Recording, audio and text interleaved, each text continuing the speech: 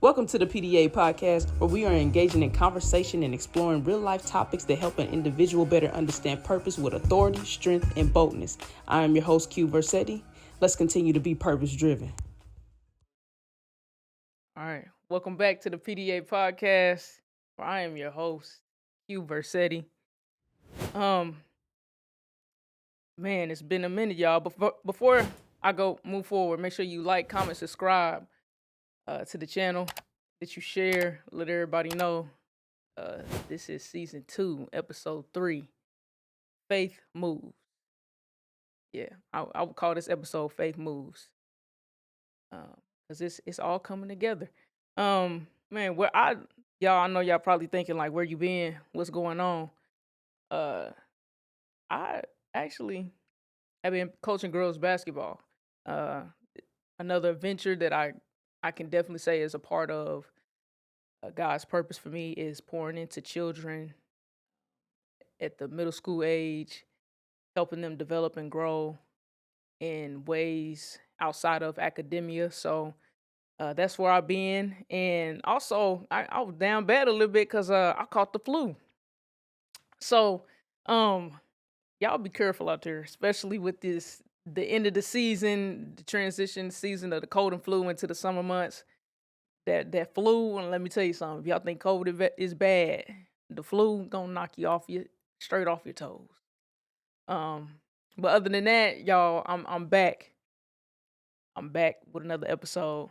Like I said, we're gonna call this episode Faith Moves.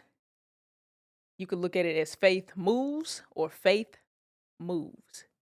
And faith moves as in you making moves by faith, or how your faith is the only thing that moves God for you in your situation. Just a season that I have been in. I know last episode talking about the silent season and being weary and well doing. I had been in a season of weariness of over certain things in my life, because I know that God has given me a word to live on and to stand by. And I just really wanted to get on and talk about and encouraging people to make faith moves and understanding that faith moves. Faith moves God. That's the only thing that gets his attention, is when you have faith. There's nothing he can do with your weariness. There's nothing he can do with your doubt. The only thing that he can do is move off of your faith. So I know we're in the month of resurrection. By the time that y'all see this, it'll be after Easter. It'll be after Resurrection Day. So, but just being in a basically the month of resurrection, like this is the month that, we look at as our Lord and Savior has come back from the dead. So when I think about resurrection, you can also think of and look at it as God resurrecting and restoring and bringing forth recompense into your life over things that have transpired. So just looking at this month of resurrection, and during this month, I know a lot of spiritual warfare can go down. So looking at it as a month where it's resurrecting your faith, resurrecting your mind, and how you've been living, how you've been feeling, and the spiritual warfare taking over certain things in your life, but using that as a filler to give you some motivation of that the month of April is of resurrecting things in your life. When I go into this episode, I just really wanted to talk about going into a season of faith and how I've been having to stand on God's word. I've been in a season of trying to understand how God is moving me, how God is using me, where he's taking me. And especially in a situation where things did not go my way, or things haven't been going my way, I definitely thought they should have been like this, or it should have looked like this, and how I would be perceived and how I look to other people.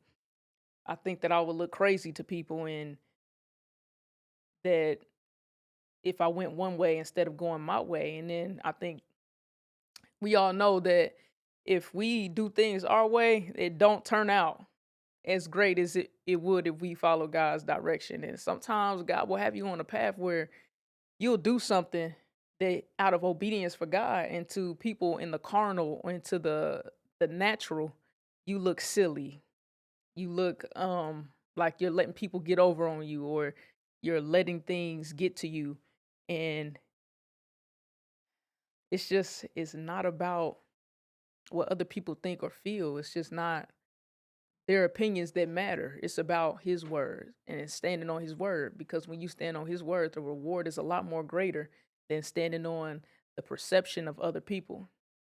I remember I was actually on the way to a doctor's appointment, and um well, I was on the way to a therapy appointment, doctor's appointment, whatever you want to call it. And coming out of that appointment, my mind was kind of skewed on how I was going to operate in a certain situation. And right before I went into that doctor's appointment, my cousin had texted me and she gave me a message, and it said to not let man's opinion outweigh God's instructions. And when she sent it to me before I went in, I was just like, okay, this is another motivational thing that she likes to send out to all of the cousins. So I'm just like, okay, cool. But then as I came out of that doctor's appointment and I looked back at that text message, I was like, man, like God knew that I would be discouraged coming out of this appointment. So that when I came out and I looked back over this text message, it would encourage me in my mind to keep moving and standing on God's word, keep moving and standing on God's instructions and what he's telling you, because the world is going to be full of doubt and worry and discourage you from the very things that God is telling you to do. But God is the one who has written the story. He's the author. He's the beginning and the end. He's the finisher. He's the one who knows all the in betweens, the details, the in and outs. And if we continue to think on everyone else's opinions, everyone else's thoughts and their processes, and how they would do a certain situation, or how they would leave this alone, or how they will operate, we miss out and we leave a lot of blessings on the table because we're worried about the natural and the carnal eyes of a situation rather than the supernatural and the spiritual side of it. So, um, just looking at that as another way of encouragement, like, um, to just keep going, to living by faith, to walk by faith and not by sight. When I think about one of the verses that really stuck with me was Jeremiah 29:11. For I know the plans I have for you, plans to prosper you and not harm you, plans to give you hope and a future. This season of my life has really had me in my word a lot. And I can definitely say that for each and every single obstacle and situation that I've been in, there's been a verse or a passage or a text in there somewhere telling me that God is with me. He's seeing me. He's seeing my situation. He knows what I'm going through. And so then a text or a verse that jumps out at me. And so one of just kind of going through life and looking up scriptures of encouragement and hope and faith, and Jeremiah 29:11, I know definitely sticks out to me for one of the verses for encouragement. Y'all, I know I don't be on my phone like that, but I got some good stuff, and I don't want to miss any of it. I don't want y'all to miss these things that God has given me, because I was actually in the shower praying, and I was just like, God, give me some things to go forth and put in the pot, because I need something else. Like, just be with me while I record. And God gave me a couple of verses. He gave me the name for the episode. He gave me what I was gonna talk about, what to rename it, because I already had it. I already had a name that I was going with, and God was like, "Nah, scratch that. We going with Faith Moves."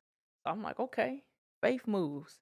And I thought about it. This has really been a season of faith for me, and building my faith, building endurance in seasons of being in the wilderness and coming out, and how your faith is the very thing that God is trying to build up, because all God and Jesus wanted to be is believed. So you and your faith in believing It's another thing to have hope, but it's also another thing to have faith. It's another thing to believe.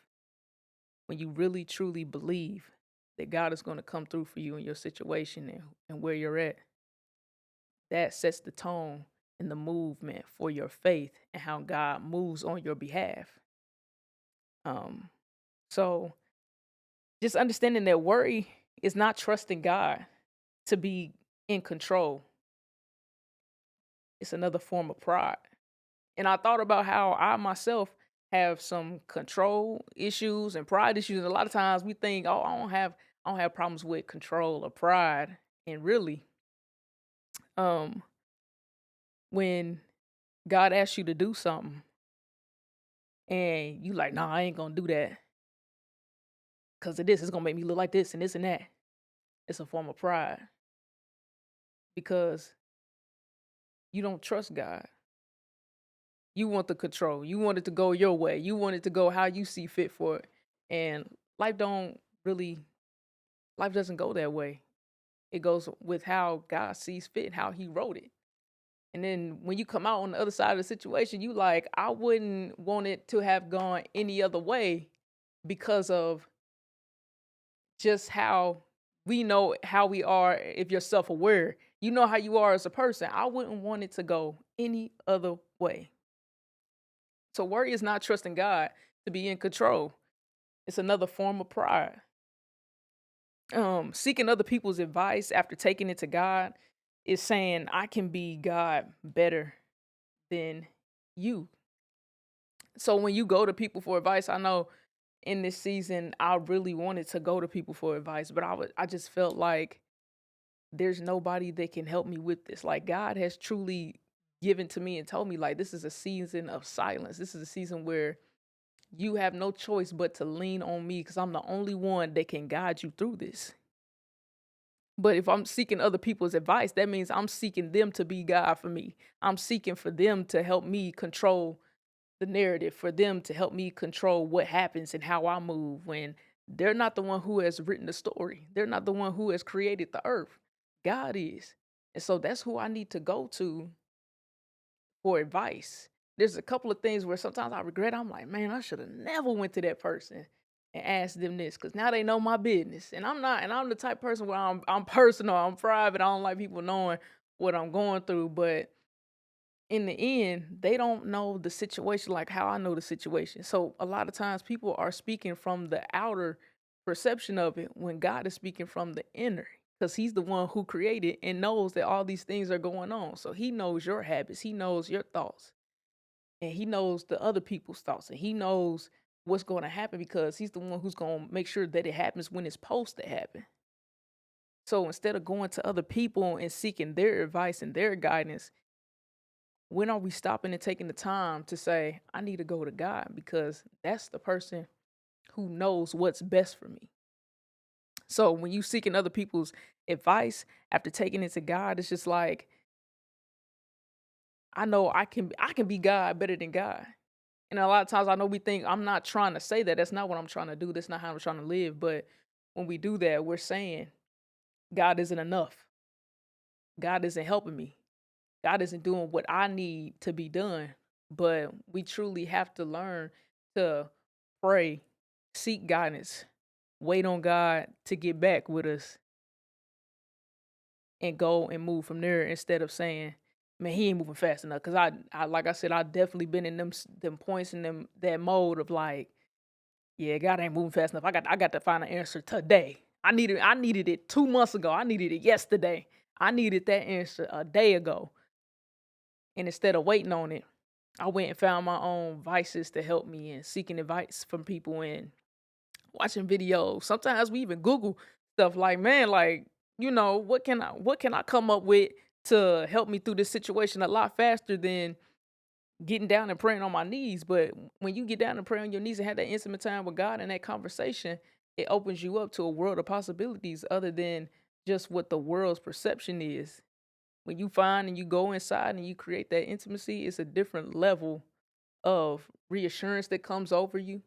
It's a different level of confirmation that comes with you when you set things before him at his feet and he already knows what you're going through, but sometimes he just want to hear your voice like, You know what I'm saying? You could try and develop an answer. You can try and go find it. You can try and go fix it yourself, but I guarantee you it's not going to be fixed like I would fix it. So not trying to put us in a place of I can be God better than God can. Because we're not God. We didn't create ourselves. We didn't form ourselves. We're not self-made. We're made in the image and likeness of him. So we have to walk with him in mind. Another one that like a point that I have is like watch what you ask God for and be ready for the transformation to take place. There's a lot of times where I was praying, asking God for things, and I wasn't ready for what was going to happen. Sometimes you pray for a lot of things. You be like, God, I want a new car, but then you you weren't specific in what you asked when you wanted that new car. Like, oh yeah, I want a new car, but are you ready for that new car payment? Are you ready for the insurance that come with it? Are you ready for, sometimes it come with haters. You got a new car now, people they hating on you because you coming up or that God has blessed you. Sometimes you have to watch what you ask God for and how you ask for it because you need to come with a humble heart when you ask it and not asking from a form of demanding or that I am owed it because we not owed nothing. You know what I'm saying? We owe man nothing but love, and God, He gave His life for us. So coming from a place of humility as well, like this has been a season of also humility, like putting myself before God in a place of humbleness and thanking Him and giving praise in a different way. It's not just what His hand can do for me. It's about thanking God for exactly the things that He's done, that He continues to do, how He continues to show up in my life. Like these are the things that show your I don't want to say approval, but it shows that your gratefulness, you're grateful for God, and your praise, it sends another message of your faith as well. Like I'm faithful to you because of how I praise you, because of who you are and who you've been in my life. So it changes and it moves mountains of um, things that you're expecting God for. Um, Another point that I got is sometimes God is waiting on a shift in your mindset to occur for there to be a shift in your life. Um, when we're not moving in faith on things, I know that our mind can get very skewed. We have we can be double minded in our ways to where we're thinking just negatively, um, negative into a way where we show a lack of faith, we show a lack of hope. And that's very opposite of Jeremiah 29:11. He said he gives you hope in the future. When your mind is double minded, when you're negative and you're not believing, you like, and also like when you make up the answers for God, like a lot of times we live life just kind of being in a place of, oh, God ain't gonna do that for me. I already know what he gonna say. And then you turn around and you look and you see it's happening, and you like, I ain't think God was gonna do that. But you didn't even give God a chance to do it because you made up your mind for God. What you can't do when walking in faith is making up your mind for God and saying that God is not gonna do something that He already told you He was gonna do. When you stand on His word, you have to understand and know that it's going to happen. He didn't give you that word to give you false promises. He doesn't give false promises. He's not a man that he shall lie.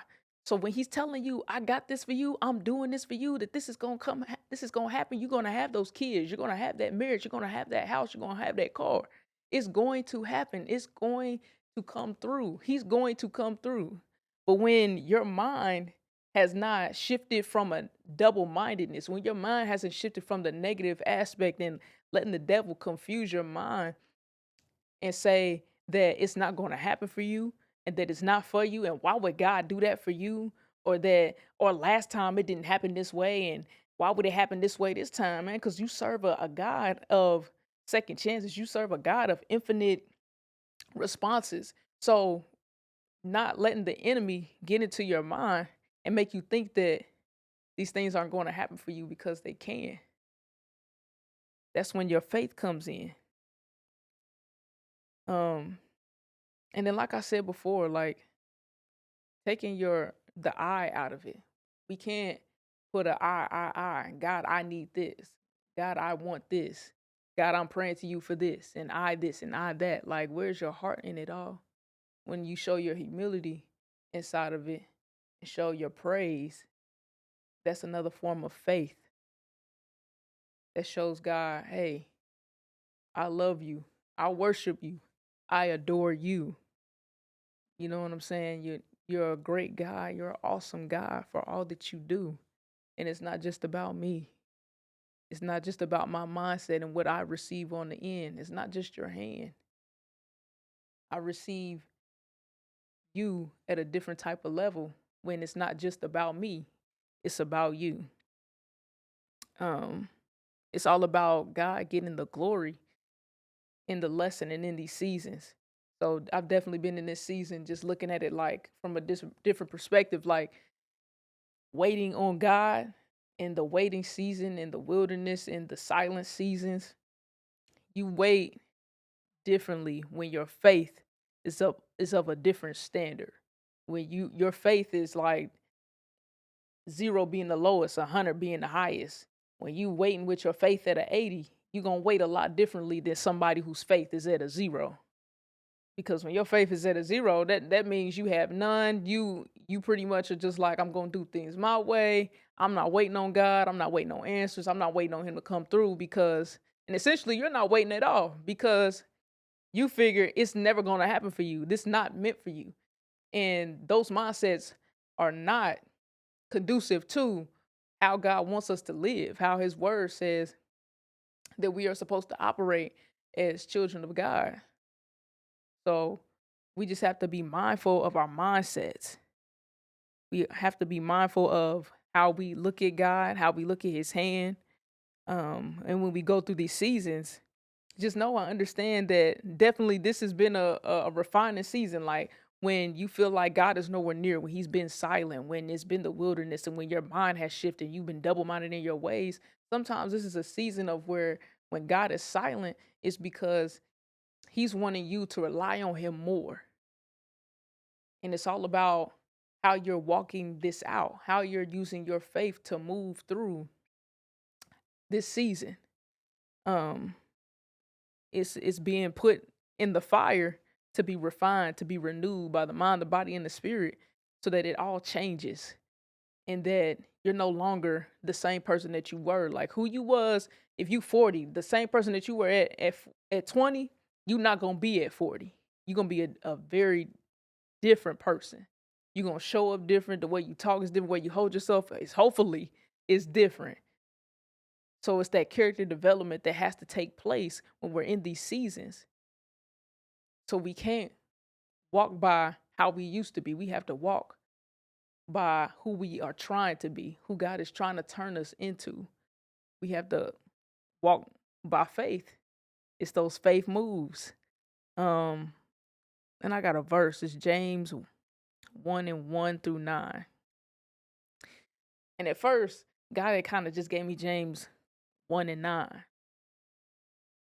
I was like, it was very short. It just said, "Let the lowly brother boast in his exaltation." I'm like, that don't give me much until I read the whole thing.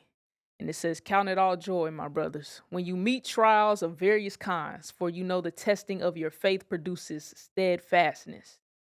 Let you be steadfastness have its full effect, that you may be perfect and complete, lacking in nothing.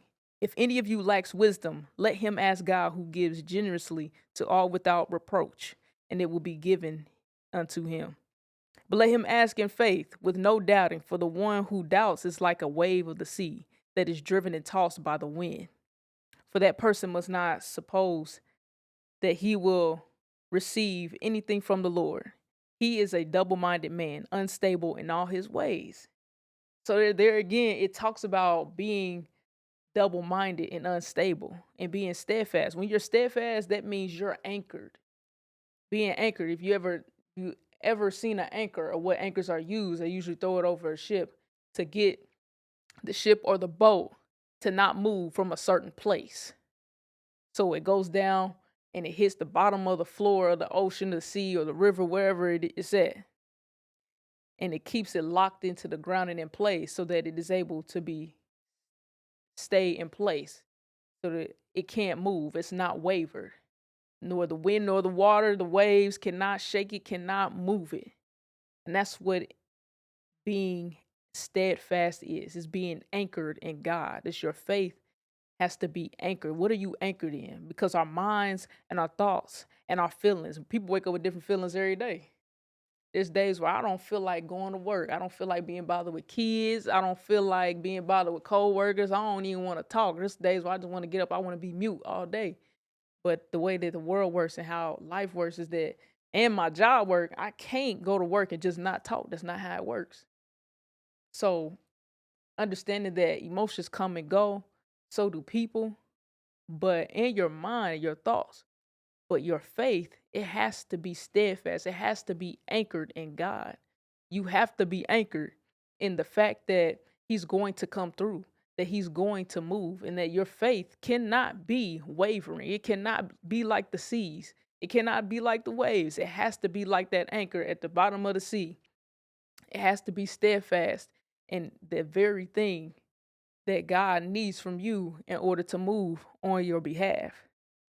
Knowing that God can't take you to the next level with last season's mind frame.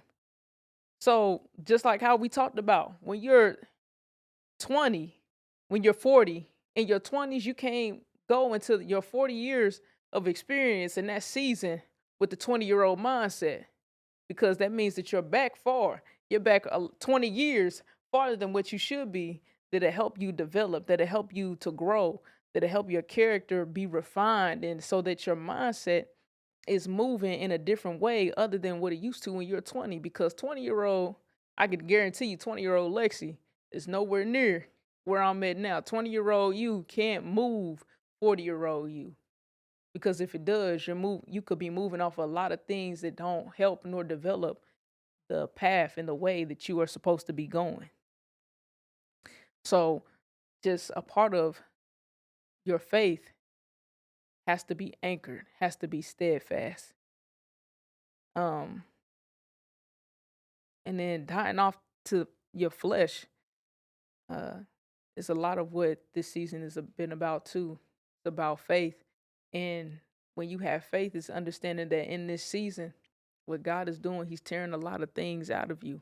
He's taking away your flesh to become more like Him. There's a lot of things that we do that is living in our flesh um, that keeps us from His glory. And then it's stripped away at points. Not even at points, I think a lot of times to keep you more like God. There's a lot of things where we could react out of, oh, I could have cussed her out, or I could have moved, or oh, I'm, somebody do this to me, I'm doing that. But it's like that's your flesh talking. It's not your mind talking. It's not God talking. It's not the very things within you that are Him that are telling you how to handle situations. Is dying off to the flesh and becoming more like God.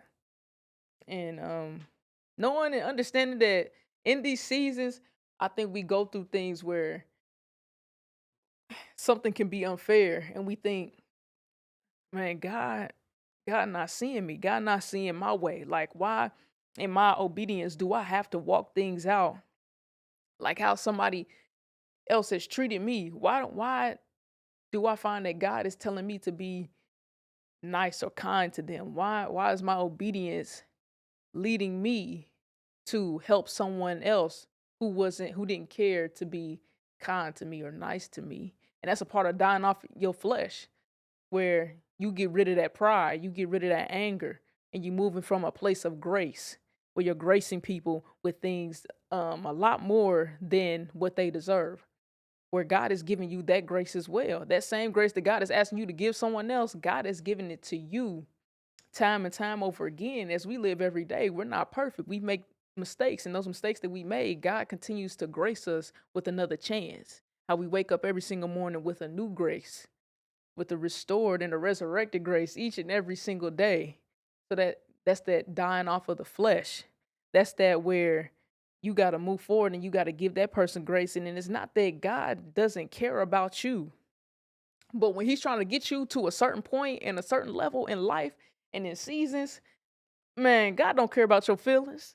And it ain't that he don't care about you. He just don't care about your feelings and how you feel at the moment. Because your feelings, which are wavering, again, those things do not move you forward. Those things do not get you to the next season. They don't get you to the next part of what you're asking God for. If you're asking God for certain things and you're praying for certain things, that's when you got to know. And we, like I said before, you got to know that when they come forward, you got to understand that when you pray to God for something, expect it's it's gonna come with the dying of the flesh. And understand what you asking God for in those prayers. Because those prayers, they're gonna come with some things that you weren't ready for. It's gonna come with a lot of forgiveness. It's gonna come with a lot of letting go of the pride and the ego. Because ego edging God out. That's what that is. When you don't let God in, you're edging God out of the very thing that He's graced you for, that He's assigned you for. So if you are like, I'm not doing that. I'm not apologizing. I'm not giving grace. I'm not letting things go. I'm not forgiving. That's you edging God out of the very thing that He said, I want you to move forward. And this is what I've assigned to you. So it's not that God doesn't care about you. It's not that He don't care about your feelings, but in the end, your feelings that are wavering do not get you to the place that He's trying to grace you for. So you have to understand that your feelings that are wavering, that are essentially your flesh, you gotta let it go. And knowing that Ephesians 3:20, man, that's a verse that I feel like that's my verse for life. Ephesians 3:20 is exceedingly abundantly and above all that can be asked or thought of. That means that God is gonna move things. He's gonna exceed your expectations. He's gonna do abundantly and above everything that you've asked for. So continue to stand and walk in faith. Walk forward knowing that God is moving in amazing ways, that He's a miracle worker, a promise keeper, and that His word will never fail. That's Luke 1:37. For no word from God will ever fail. He's giving you a word. Stand on that word. Stand on His promise. Because no one thing about it for sure, God gonna stand on business about you. You have to move off of the fact that God is giving you a word. And I know it's hard because in this life, in this season, life is all about faith move. That's the very thing that I could say. One thing, the greatest piece of advice somebody gave me is that life is all about faith moves. We could live in what ifs. We could be like, well, what if this don't work? What if that don't work? It's a lot of what ifs. It's a what if everything in the world just shuts down and you know, we living off of nothing. What if it, God forbid, a plane crash right into this building as I'm talking? There's a lot of what ifs, but we have to live on faith because life is all about faith moves. Faith moves God, and your moves of faith is how you go through life. It's how you bring forth uh, great possibilities. You know what I'm saying? So knowing and understanding that this is like a word of encouragement of just saying that God is God is moving and it's all coming together. Whatever you're going through right now, whatever your season of life is, and this is really a word of encouragement for me too, that it's a green light, it's a go for your season to know that it's all coming together. God is bringing it all together, and that your faith is going to move mountains. It's going to cause walls to fall. It's going to open up everything in your life, whether you've been discouraged about something, you're discouraged about your finances, your children, your marriage, your anything, your career, knowing that it's all coming together. God is moving on your behalf. But to stand firm, to be anchored on His word, and knowing that He's coming through for you. He's not going to leave you. He's never going to forsake you. Um, that's all I got, y'all. Faith moves. I thank y'all for tuning in. I thank y'all for watching. It's been a wonderful episode, y'all. Just moving and talking about faith. So just make sure y'all like, comment, subscribe to the channel again. Share on all platforms. IG P.D.A.pod. And I'll talk to y'all the next time. Peace. Thank you for tuning in to the P.D.A. podcast. Make sure you like, comment, subscribe, follow on all social media platforms, as well as share. Peace.